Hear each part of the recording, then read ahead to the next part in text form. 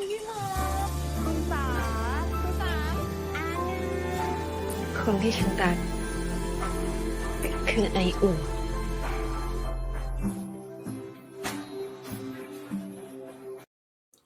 Hi, and welcome to Wouldn't Be a Drama, a GL Drama podcast. I'm your host, Jazz, and today we are I am recapping episode 1 of Whale Store XOXO.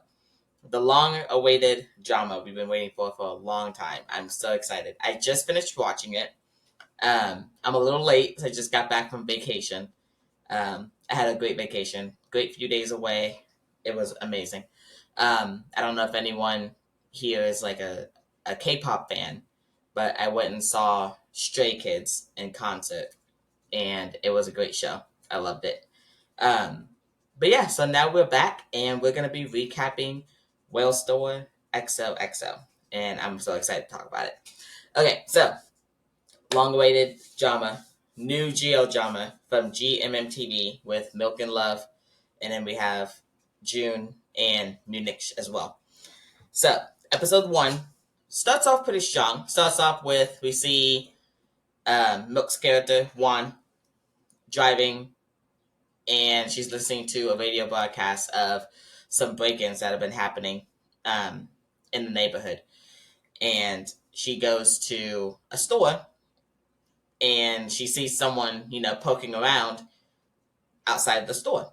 So she's concerned. So she gets out of the car and gets an umbrella as a weapon. And she goes to confront whoever is, she thinks in her mind breaking into the store. And turns out no one's breaking in. It's Love's character, Maewnam. I think I'm pronouncing her name right, Maewnam. And, they have a cute little moment. Juan asks her, what are you doing here?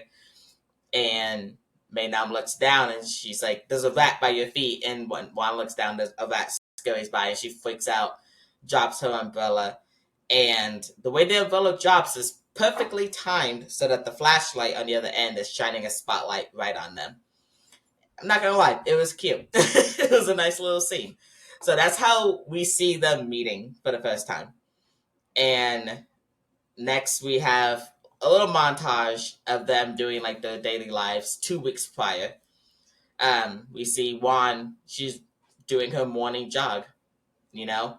I wish I could do that. I'm not a runner. I hate running. But yeah, we see Juan doing her morning jog, and then we see Maewnam. She's doing her delivery service. Like she has her own little side business. She has a delivery service. She's a repair woman. She's everything. She can do it all.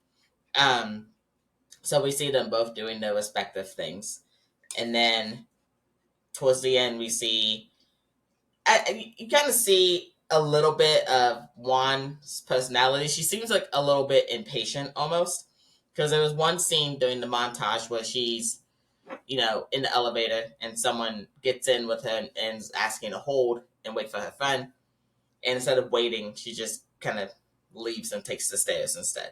So she's a little impatient, but I'm sure she has her reasons. But yeah, we see them go about their daily lives. Juan's getting ready for work. Maewnam is already working. She's doing her little side gig, her delivery services and repairs. And as Juan is getting ready, her phone keeps ringing, and so she finally answers her phone, and it's her dad. He's wanted to talk to her a little bit and ask her when she's coming back to visit. And she tells him that she's getting ready for work, and he's kind of like, oh well, you know what, just focus on your job, don't worry about it, I just wanted to know when you were coming back to visit. And she tells him, I'll be by on Saturday. And so he's like, okay. So he's one of those dads, he doesn't want to be like super pushy, but he also wants to see his daughter. But after that phone call, we see Maewnam is there and she's trying to fix something for him. And I kind of got the sense when I was watching this scene, because she's telling him like, this is broken, you gotta buy a new one. I think it's like a little grill or like a little cooker. And he's teasing her. He's like, "Oh, you mean you can't fix it?" And she's like, "I didn't say that. I can fix it." So I kind of get the sense in this scene that they already known each other for a while, especially when he mentions Wan. Because as soon as he mentions Wan's name, Maewnam perks up. And I was like, "Oh, so you already know her then?" Okay. That's what I was getting. So, they had the cute little exchange. She's gonna fix his appliance for him and everything.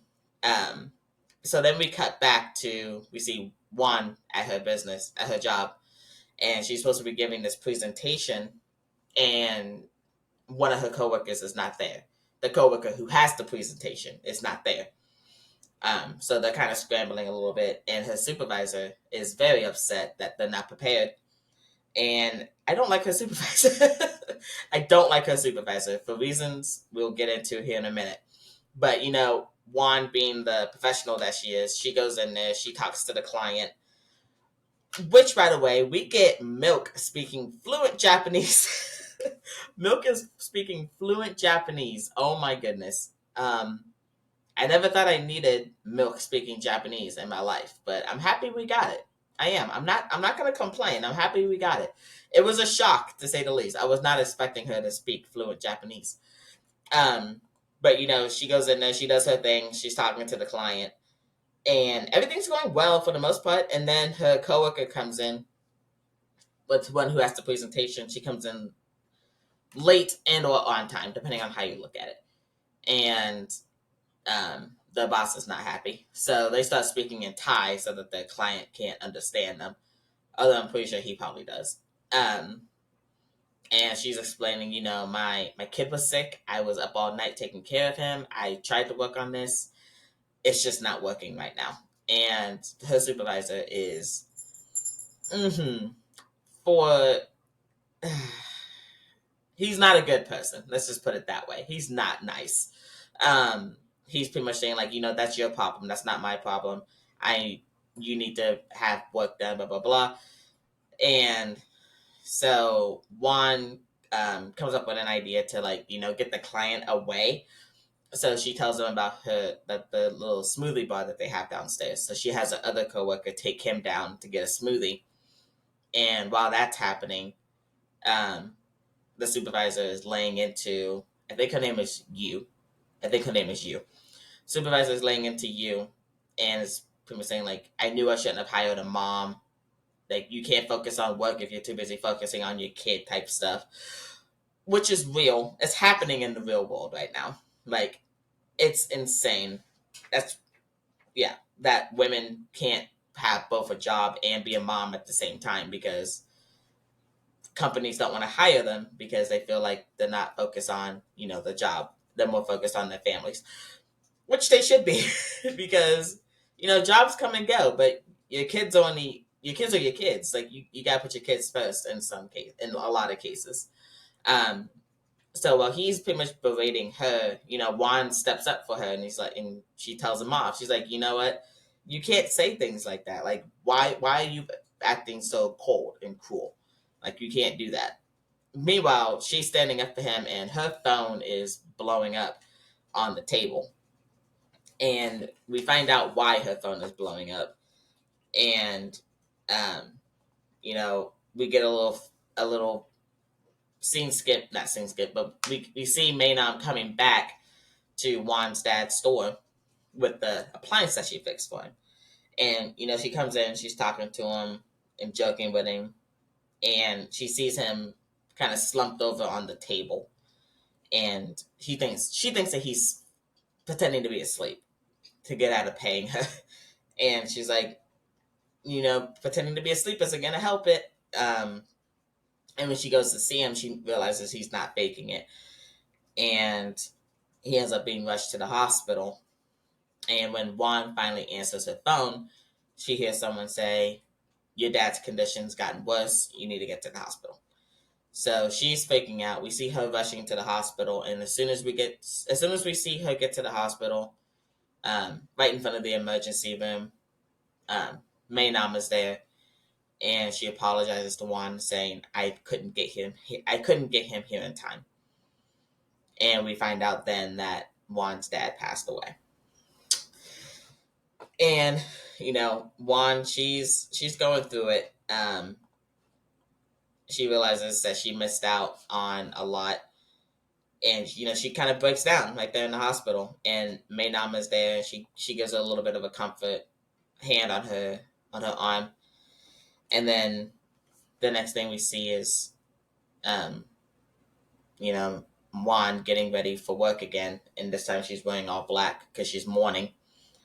And she gets to the office, everyone's giving her their condolences and everything, and she gets called to her supervisor's office for a meeting.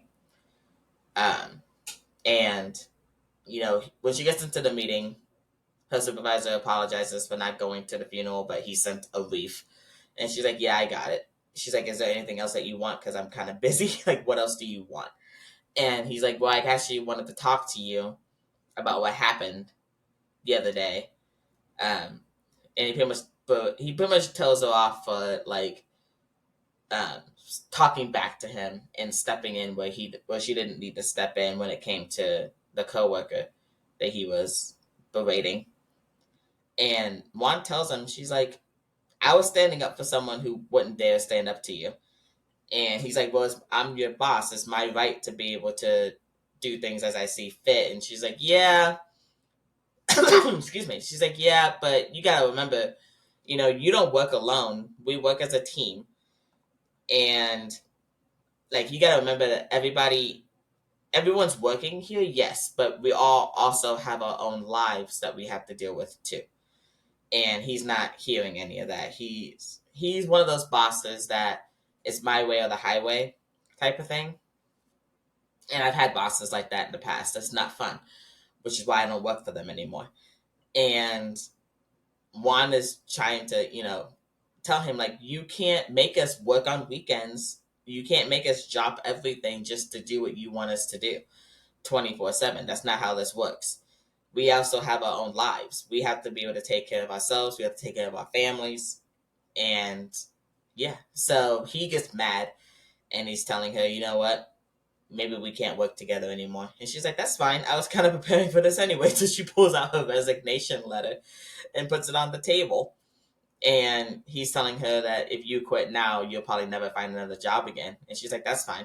She's like, I don't want to work for someone who is pretty much you. I don't want to work for you anymore. And she leaves. And she's like, I realized since my dad died that I don't want to spend my entire life just working. I don't want that to be my life.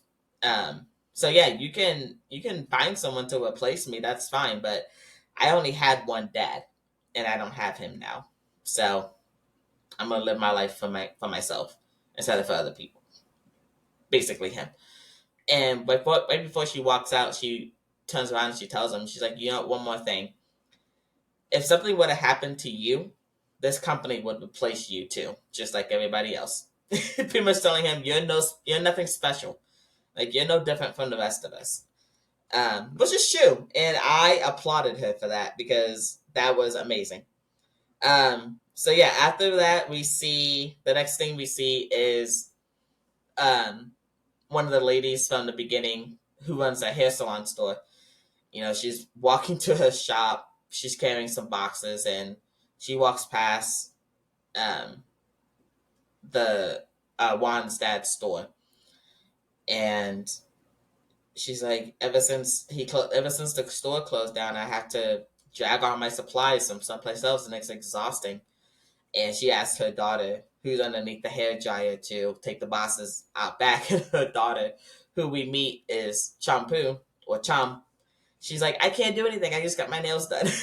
I can't carry boxes right now. And Champu is played by Mewnich. And her character is really funny. I like her character. She's really funny. So she gets someone else to do it for her. And it's just a funny little exchange. So we've met Munich's character now, Champu. And then the next thing we see is, I think Champu asks her why she didn't get Maewnam to help her. And her mom's like, Maewnam's already left for school. She's at university. Aren't you guys friends? You should know this. And So the next thing we see is Maewnam walking down the hall to class, and another student is, trying to get her attention, saying, "Oh, hey, are you walking by yourself too? Me too. Like, do you want to sit next to each other? Blah blah blah." And Maynard's like, "Oh, I'm actually not here to study. I'm here to teach."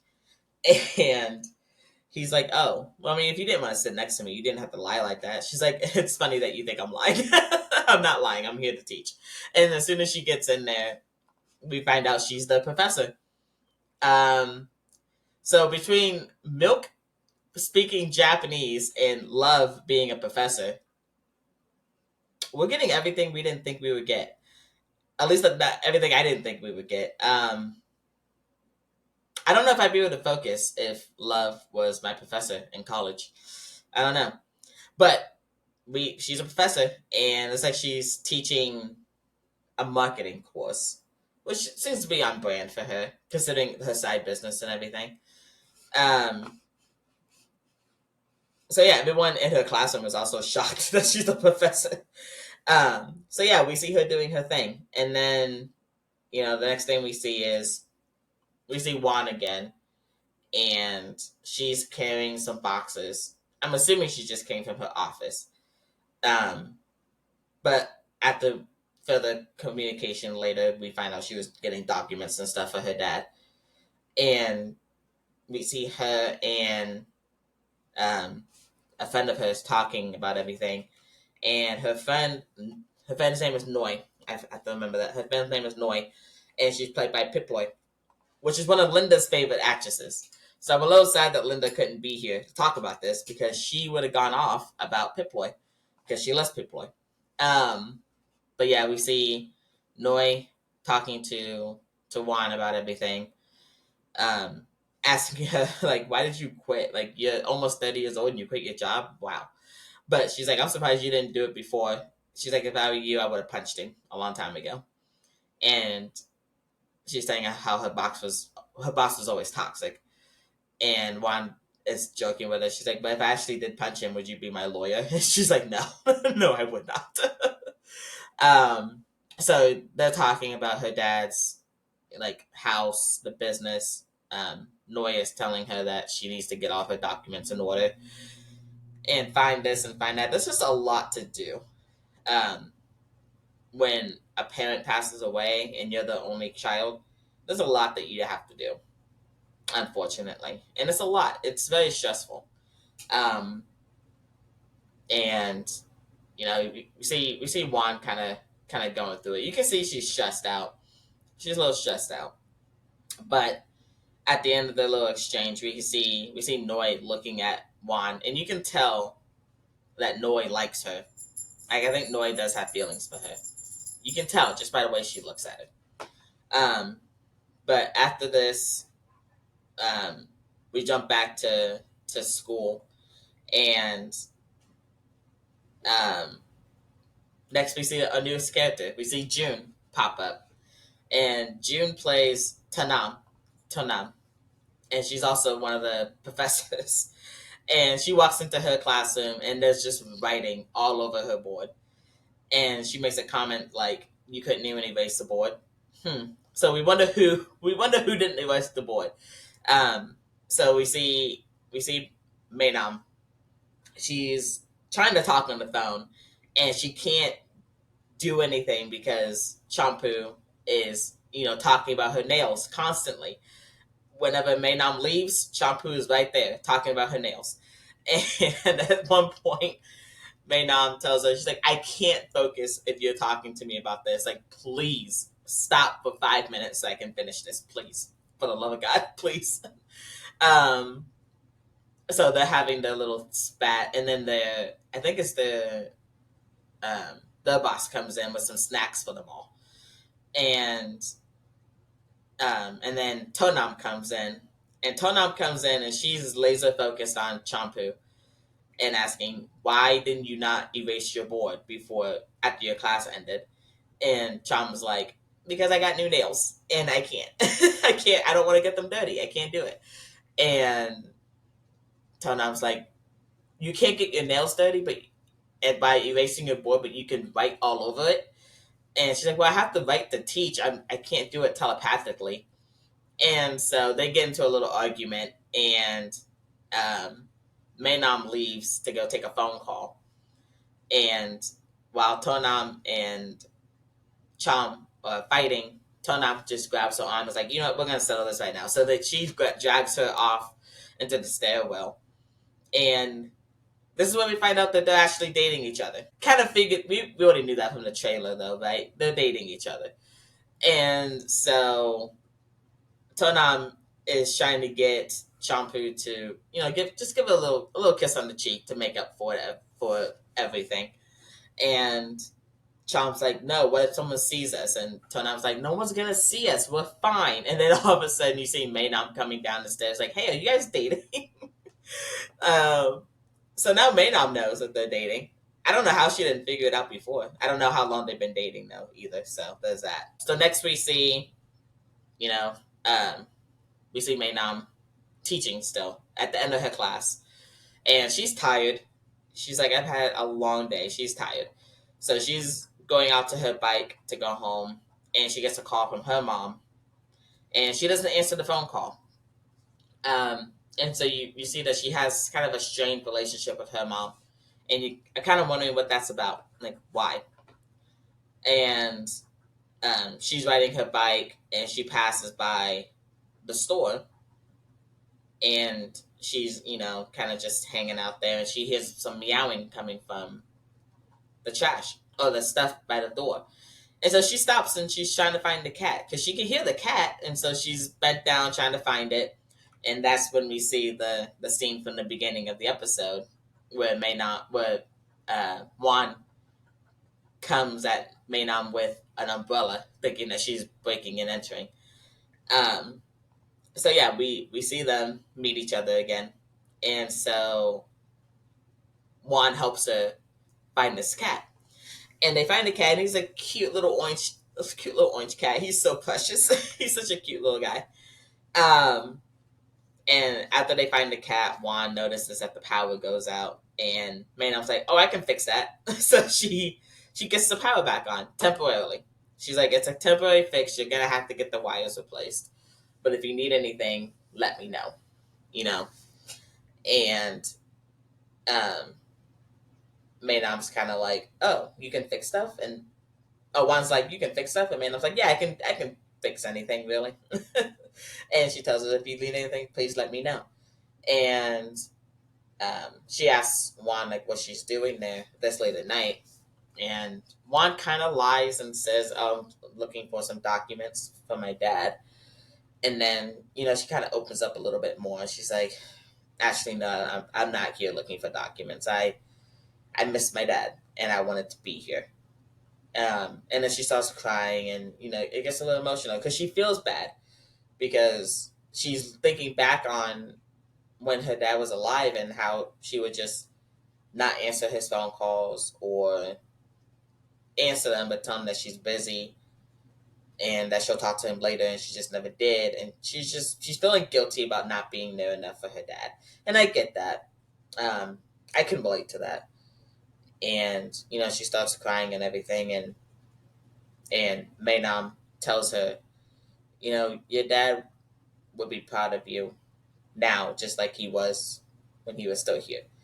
And she's trying to be comforting, and it's nice. It's a nice little scene. It's sad, but it's nice. She kind of slips up a little bit, when she calls him. What does she call him? She calls him Papa Youth instead of Uncle Youth. And so Wan's kind of like, wait, what? And then she slips up again when they're leaving, because Wan's like, I've been crying a lot. I'm probably not looking my best right now. And Maewnam tells her, oh, you look beautiful like you always do. Or like you always did or whatever. And she's like, oh, I mean, so she kind of like, she stumbles on her words a little bit.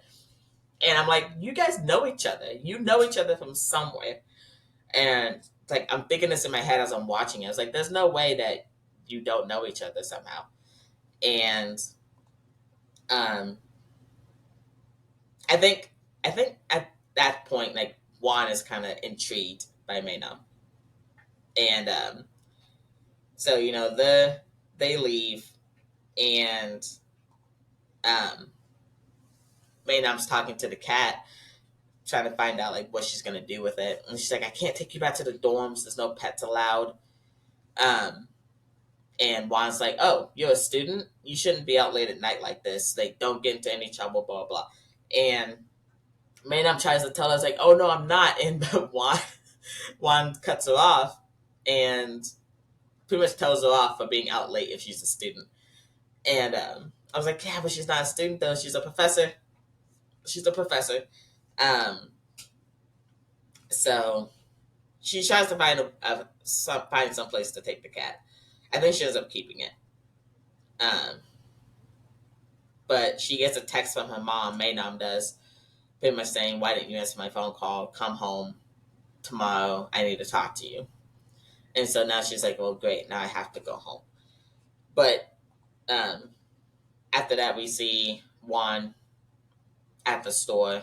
She's looking at pictures of her and her dad from when she was little and looking at, like, his bank book and all that kind of stuff. And she sees, when she's going through his bank book, she sees a flyer for the mouse smut that's coming in, the competition for her dad's store. And she's like, why didn't he tell me about this kind of stuff?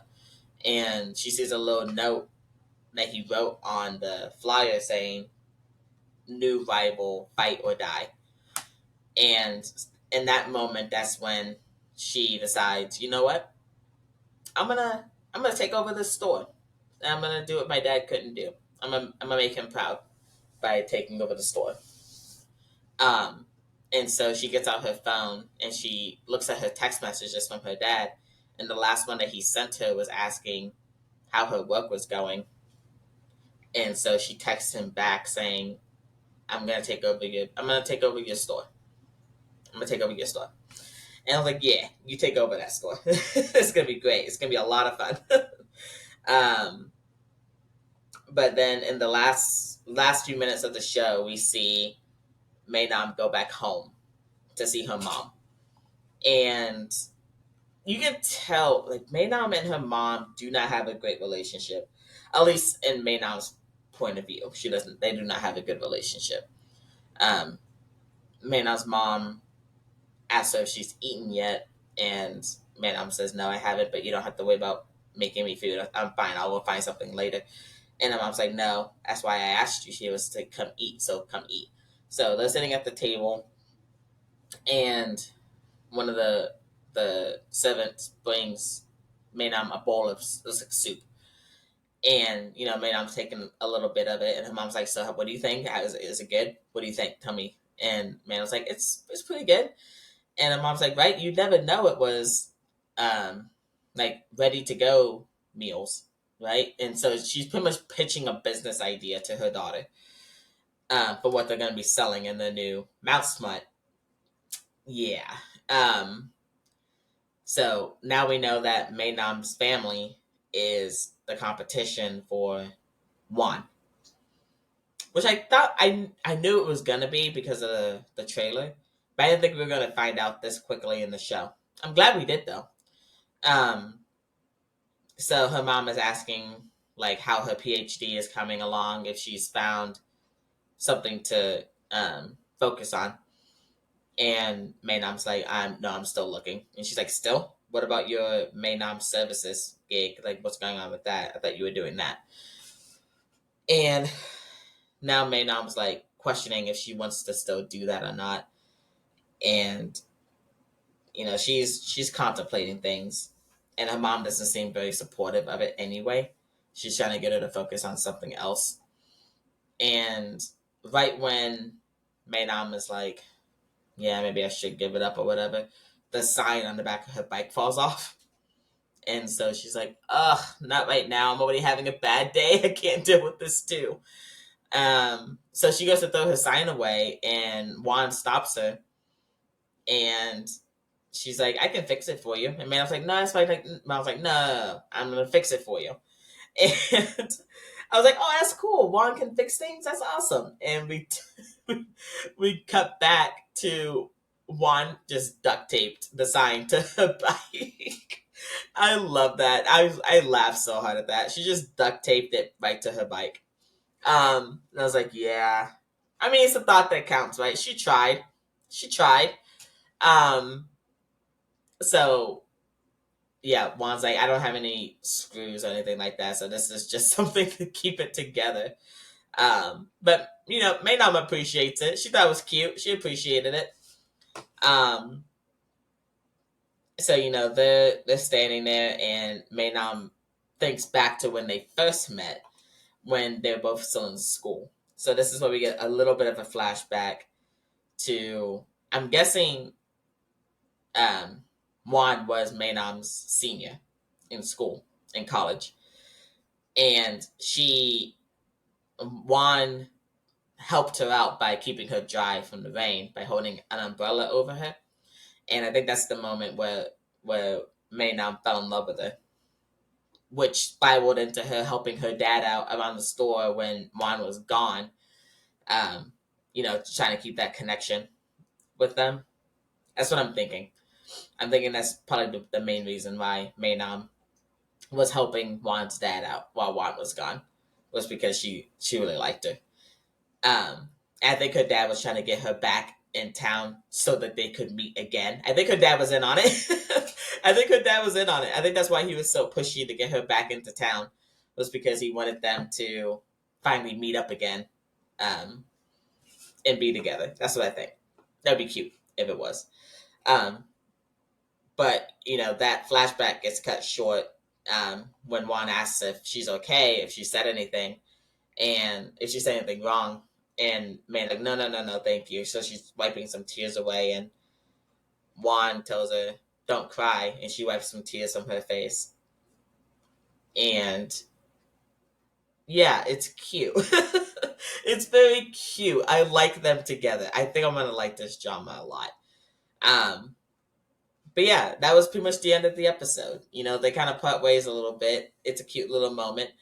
We get a little bit of what's going to happen in the next episode, which is pretty much Maewnam being determined to get Wan to fall in love with her so they can start dating.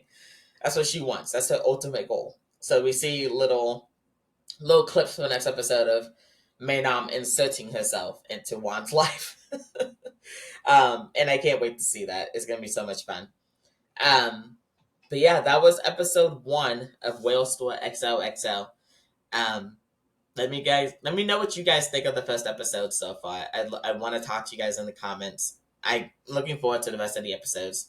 I know episode 2 comes out on Wednesday.